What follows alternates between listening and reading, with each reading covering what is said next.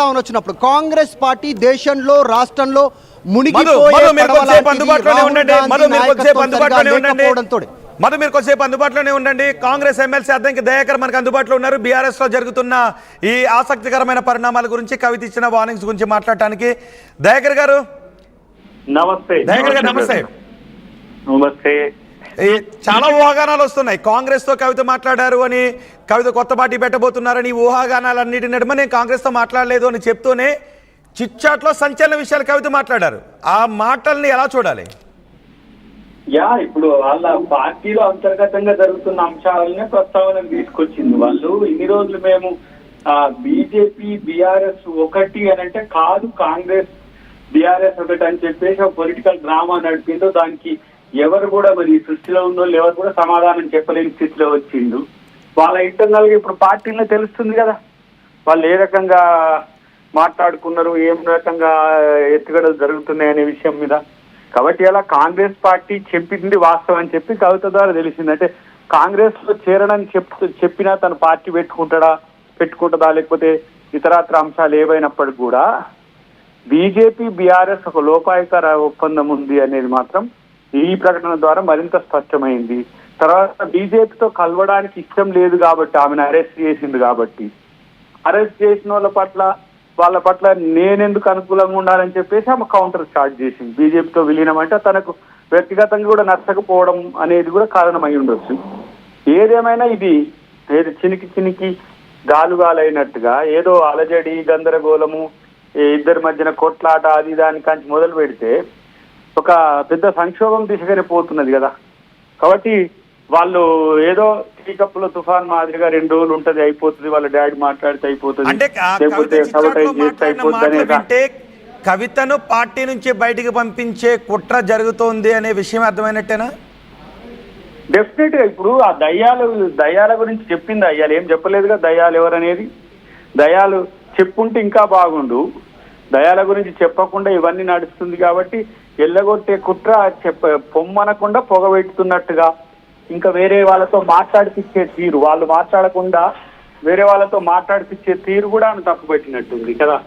ఇప్పుడు ఏదైనా ఉంటే వర్కింగ్ ప్రెసిడెంట్ గా కేటీఆర్ మాట్లాడాలి, ప్రెసిడెంట్ గా కేసీఆర్ మాట్లాడాలి, లేకపోతే ఎవరైనా మధ్యవర్తిగా పోయిన వాళ్ళు వాళ్ళనే స్పందన రావాలి. కానీ వాళ్ళు వేరే వాళ్ళతో మాట్లాడిపించడం కూడా ఆమెను స్థాయిని తగ్గించినట్టుగా ఫీల్ అవుతున్నట్టు మనకు కనపడుతున్నది. ఏది ఏమైనా కవిత ఎపిసోడ్ అనేది సమాధానం చెప్పుకోలేని స్థితికి బీఆర్ఎస్ పోవడం అనేది, వాళ్ళు ఎవరు మాట్లాడుతలేరు. ఏదో బయటకు మాట్లాడుతూ ఒకరిద్దరు చిన్న పెద్ద మాట్లాడుతున్నప్పటికీ కూడా పార్టీ విధానంగా అనేది రావట్లేదు.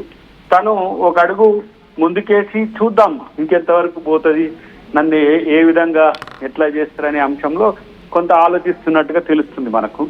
కాబట్టి ఏదేమైనా దీనికి సమాధానం చెప్పలేని స్థితికి బీఆర్ఎస్ పోవడం ఒక ఎత్తు అయితే, బీజేపీతో ఉన్న అంతర్గత ఒప్పందం మాత్రం అది క్లియర్ గా ఇప్పుడు ఆమె బీజేపీతో కలవడం వల్లనే, కలుస్తా అని అనడం వల్లనే కాంగ్రెస్ తో మేము అంటే కూలేది అది ఓడిపోయి భవిష్యత్తు లేని పార్టీ, మేము దానికెందుకు మేము మద్దతు చెప్తాం, బీజేపీ పోతామని చెప్పి వాళ్ళు అంటున్నారని చెప్తుంది. కాబట్టి ఇలా వాళ్ళ ఇన్ని రోజులు దాచిన ఏదైతే ఉందో అదంతా కూడా ఇలా బయటపడిందని అనుకోవచ్చు. ఇది రాజకీయంగా బీఆర్ఎస్ కు ఒక పెద్ద సమస్యని అనేది మాత్రం చెప్పగలం. రైట్. అంటే ఇప్పుడు బీఆర్ఎస్ అగ్రనాయకత్వం ఎలా రియాక్ట్ అయ్యే అవకాశం ఉంటుందని అనుకుంటూ ఉన్నారు? ఒక పక్క కాంగ్రెస్తో కవిత టచ్లో ఉన్నారు అనే ఊహాగానాలు వస్తున్నాయి, కానీ నేను కాంగ్రెస్ లీడర్స్ ఎవరితోనూ మాట్లాడలేదు అని కవిత చెప్పారు. సో ఇది బీఆర్ఎస్లో ఎటువంటి పరిణామాలు దారితీసే అవకాశం ఉంటుంది?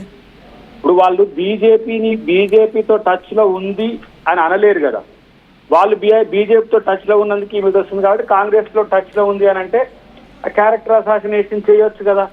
ఆమె కాంగ్రెస్ కు అనుకూలంగా కాంగ్రెస్ కోర్టుగా మారబోతుందని చెప్పి ప్రచారం చేస్తే ఈమె అటు పోతుంది కాబట్టి మా మీద విమర్శలు చేస్తుందని చెప్పడానికి అది చేస్తుంది తప్పితే మీరు బీజేపీకి పోతుందా లేదని చెప్పమనండి. వాళ్ళని అది చెప్పగలరా?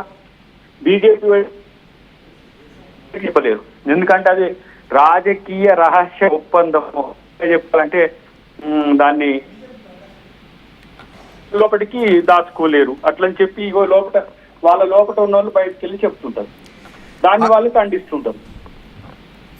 కానీ మొత్తం బీఆర్ఎస్ అంతా మౌనంగా ఉండటానికి కారణం ఏంటనుకుంటున్నారు? అసలు బీఆర్ఎస్లో ఏం జరుగుతోంది? కేసీఆర్ ఈ వ్యవహారాన్ని సీరియస్గా తీసుకోవట్లేదు అని అనుకుంటూ ఉన్నారా, లేదంటే కేసీఆర్తో ఏమీ మాట్లాడనివ్వకుండా వర్కింగ్ ప్రెసిడెంట్ చేస్తూ ఉన్నారు అని కవిత మాటలను అర్థం చేసుకోవాలంటారా? ఇప్పుడు కేసీఆర్ బిడ్డను పిలుచుకోవడానికి సమస్య ఏంది బ్రదర్? నేను అనేది కేసీఆర్ బిడ్డతో మాట్లాడలేనంత గ్యాప్ ఉందా?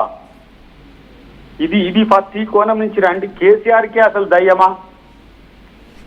ఆ దయ్యాల్లో కేసీఆర్ని దేవుణ్ణి చేసింది సోదరి, కానీ మరి ఆయనే దయ్యమై మాట్లాడతలేడు. ఇంత పెద్ద ఇష్యూ జరుగుతున్నప్పుడు కేసీఆర్ అంటే ఇది కూడా బయట ఇష్యూస్ లాగానేనా, రాజకీయాల లాగానేనా?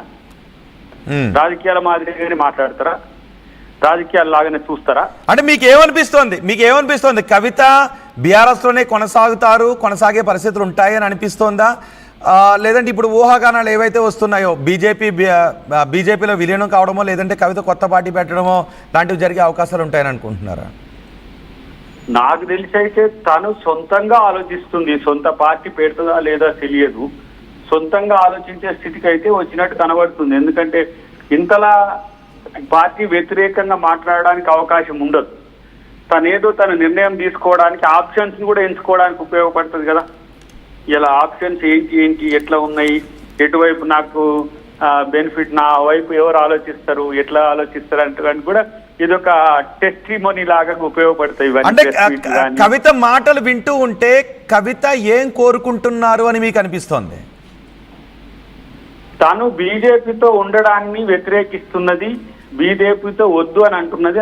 అది వద్దు అనలేక వాళ్ళు వద్దు అని అనలేక, ఈమెను నివారించలేక, అటు పోవాల్సిన పరిస్థితిని వీళ్ళు నివారించుకోలేక అట్లా ఆమె విషయంలో స్పందించకుండా ఉంటున్నారని నాకు అనిపిస్తున్నది. ఎందుకంటే బీజేపీ వైపు వద్దు అని అనడానికి అవకాశం లేదు. ఎందుకంటే ఇప్పుడు కవిత అరెస్ట్ అయింది, రేపు కేటీఆర్ అరెస్ట్ అవుతాడు, ఎల్లుండి కేసీఆర్ అరెస్ట్ అవుతాడు.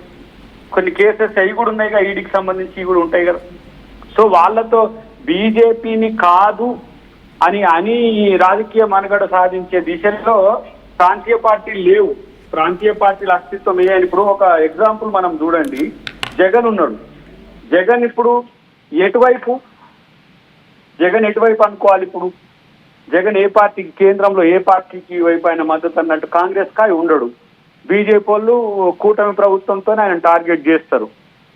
అలాంటప్పుడు ఆయన ఎటు అన్నట్టుగానే ఈయన ఎటు, ఇక్కడ బీఆర్ఎస్ కదే గతి, అక్కడ జగన్ కదే గతి. ఎందుకంటే వాళ్ళు రాజకీయ ప్రయోజనాల కొరకే వాడుకుంటారు బీజేపీ వాళ్ళు ఎప్పుడు కూడా.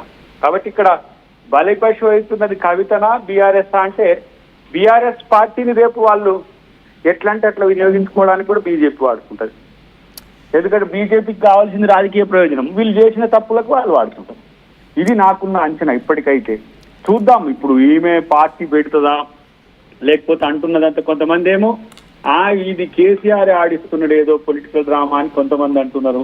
వివిధ రకాల కోణాల నుంచి మనం విశ్లేషించుకుంటే ఏదైనా తన ఎంటిటీ, తన అస్తిత్వం ప్రమాదంలో పడ్డ క్రమంలో తన ఉనికిని కాపాడుకునే ప్రయత్నం కవిత చేస్తూ తన రాజకీయ లబ్ధిని పొందడానికి ప్రయత్నం చేస్తుంది అనేది మనకున్న అంచనా. చూద్దాం రేపటిలో ఇంకా క్లారిటీ. జూన్ 2వ తారీఖు నాడేదో పార్టీ ప్రకటన అని ఏదేదో చెప్తా ఉన్నారు. అన్నిటికంటే ముఖ్యంగా ఏంటంటే తను బీఆర్ఎస్ పార్టీ అధినాయకత్వానికి దగ్గరగా లేదు అని మాత్రం స్పష్టమవుతున్నది.